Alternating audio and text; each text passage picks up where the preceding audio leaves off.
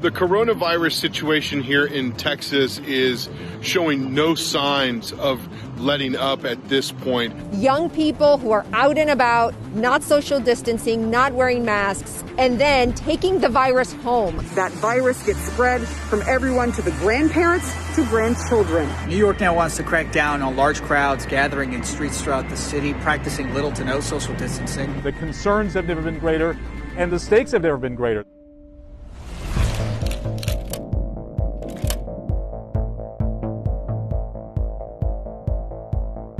Hi there, I'm Miguel Marquez in Phoenix, Arizona, and we're at a pop-up testing site, one of a couple that have popped up here over the last few days. The state now making a very big push to do much more testing. This one is pretty simple. They drive in over here, and then they come around here and they register here, and those tents off in the distance there, that's where they actually do the testing.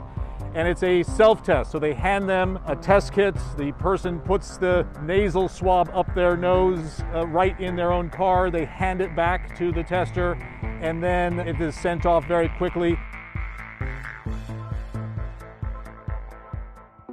All of this very important for Arizona because there is a lot of virus out there in this state. The positivity rate, the 7-day average for people testing positive, getting tests here, is at about 24.5%. Here's the problem for Arizona's facing. Arizona shut down a little late. They shut down at the end of March. They shut down schools, they shut down businesses, they had a stay-at-home order.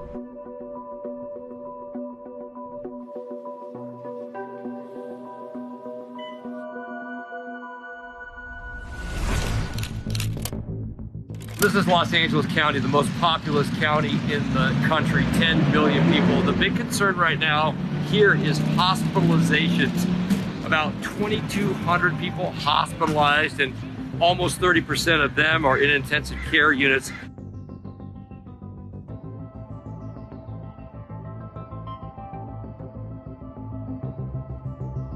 So Governor Newsom got a lot of credit for getting out in front early on and shutting down here in California. Now some people say they think he might have reopened too soon. So that's a concern for the mayor here. And Eric Garcetti has been saying that he is on the brink of possibly having to enforce more closures, either in public places or businesses. He's going to let the numbers kind of simmer for another couple of weeks. But there's a lot of other people who say, don't wait. What's happening in that community, about 39% of the California population, they make up about 55% of cases. Now, why is that? Experts say that some of it has to do with the fact that there are many folks in the Latino community who are essential workers, so they're coming in contact with the public far more often. And then you have the situation of multi-generational households. So once somebody does have to go out and work in the public every day and come home and possibly have the virus, that virus gets spread from everyone to the grandparents to grandchildren.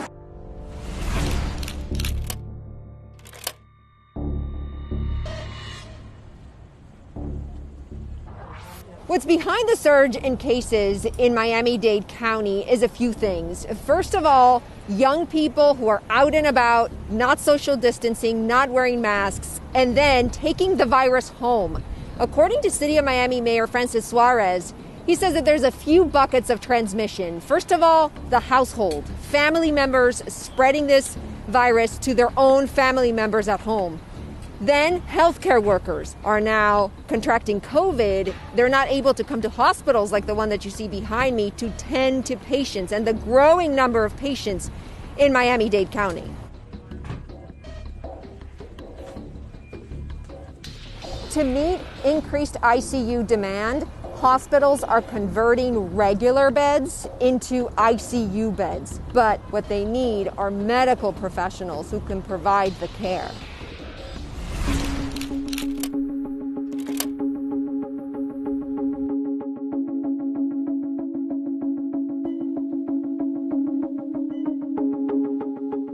The The coronavirus situation here in Texas is showing no signs of letting up at this point. On Tuesday, Texas recorded the highest number of hospitalizations in the state that we have seen since this pandemic started.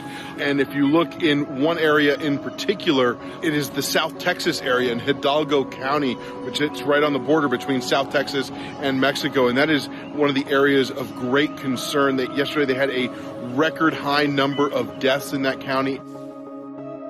One doctor described it as a tsunami that they are trying to battle and fight back against here at this point. The county judge there had issued a shelter-in-place order, but the governor of Texas, Greg Abbott, is pushing back and saying that the local authorities don't have the legal rights to implement a order of that magnitude.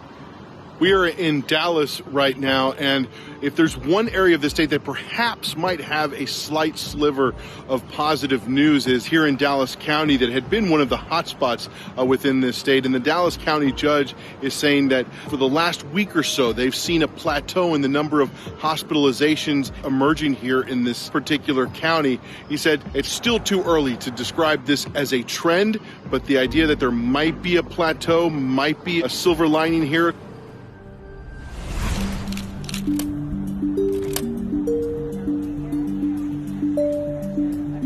It's hard to believe it's only been a few months since New York City was considered the nation's ground zero for the coronavirus. So we're going to take you back onto the streets of Manhattan and show you how this reopening plan is coming along. In New York City, we're slowly easing into phase 4 of reopening, meaning things like zoos and botanical gardens. There are various indoor spaces that will remain closed, like malls, gyms. Also, indoor dining is still prohibited, which is why New Yorkers have been dining like this for the last month or so. Restaurants have been setting up sidewalk stalls, giving New Yorkers an opportunity to finally get out after being locked up, and also gives restaurants an opportunity to make up for some lost revenue. Governor Andrew Cuomo is now introducing his 3 strikes you're closed rule for bars and restaurants across the state. It's meant to encourage those locations to adhere to social distancing and mask wearing recommendations. New York now wants to crack down on large crowds gathering in streets throughout the city, practicing little to no social distancing. Mayor Bill de Blasio calling those scenes unacceptable, saying that New Yorkers have already sacrificed so much in fighting COVID-19 and they can't let up now.